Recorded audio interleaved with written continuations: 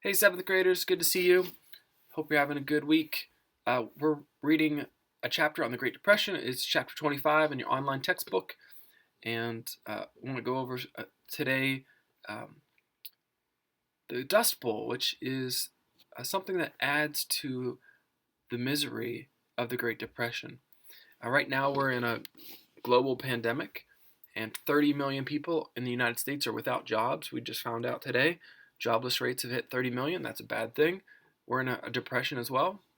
But if you could imagine on top of that joblessness now, if there was an ecological disaster, imagine if there were tornadoes or hurricanes or some big cataclysmic event that also makes the depression um, worse. So that's what was going on in the 1930s. The Dust Bowl happens. What is the Dust Bowl? Well, it's the largest ecological crisis in our country's history, and it happens in the middle of our country, in the part of the country where we have our crops, where we have our livestock, where we get our food. And that area was afflicted by these giant storms of dust. You can see a picture there. Sometimes they were reported to be a mile high, blocking out the sun. And people thought, this is the end of the world. What's happening? And it led to farmers giving up on their land, defaulting on loans, and leaving the middle of America to go to California, go to other places where uh, they thought opportunities might exist. There weren't opportunities there, right? People were unemployed everywhere, so that kind of um, dashes their hopes. They thought, oh, maybe life is better in California, but it wasn't. People were unemployed there as well. So let's look at what caused the Dust Bowl. Well, it was two things primarily. It was one, a drought, right? There was just no rain for a few years, very little rain for a few years, and high heat. And those two things are always bad for our environment and always create bad crops. And so that's part of it, just drought and heat. And especially in the middle of our country, higher heat, uh, higher um, or lower levels of rain, that's not a good combination anytime. But on top of that, farming techniques didn't help it.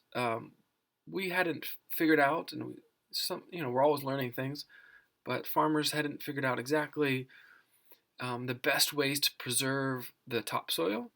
And so, if you're in a business where you want to maximize your profits and minimize your costs, sometimes you'll do things that aren't necessarily the best in the long term. And that's probably what was happening in the middle of our country. People were trying to make money by making really quick crops and turning them around, not worrying so much about the long term uh, health of the land, really worrying mostly about turning a quick profit.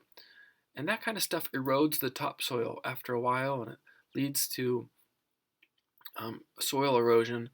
And that combined with drought and high heat made it a really bad time for farmers. So people who made our food couldn't make our food anymore. They didn't have good crops.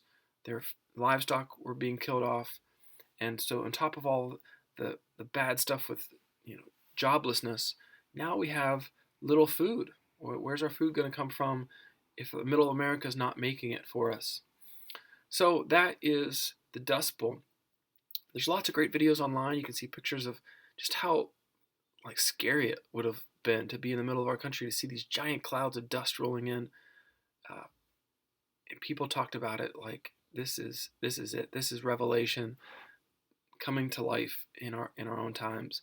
So it was scary, and um, we can learn a lot from the Great Depression and the Dust Bowl. One is the importance of our taking care of our land and making sure we do the right things when we raise crops and raise our livestock, that we don't just consider profit above all else, and that we prepare for times of drought and heat. They're going to happen again. They've happened in the past, and we're going to get those kind of high heat drought times. It's inevitable. So we should be ready for when they come. Maybe have food stored away so that we can be prepared for those times of food shortages. Um, just like think about the book of Exodus and Joseph and um, well, I guess the book of Genesis really, having prepared in Egypt 7 years of plenty, stocking away all your food so that whenever bad times do come, you're ready for it. And so we have here a perfect storm of bad, a combination of drought and bad farming techniques. All right, this week, what I wanted you to do for tomorrow's Zoom class is to maybe ask your family if there's any stories passed down from generation to generation about the Dust Bowl, about the Great Depression, about what your family did to survive in those times. Maybe you have a great grandparent who's told your grandparent, who's told your parent some story about what life was like. I'd love to hear some stories on Friday, so be prepared to share a story or two. I'd love to hear those kind of accounts of what it was like for the average person to live through the Great Depression. All right, I'll see you tomorrow, guys. Have those stories ready to go on the Great Depression. See ya.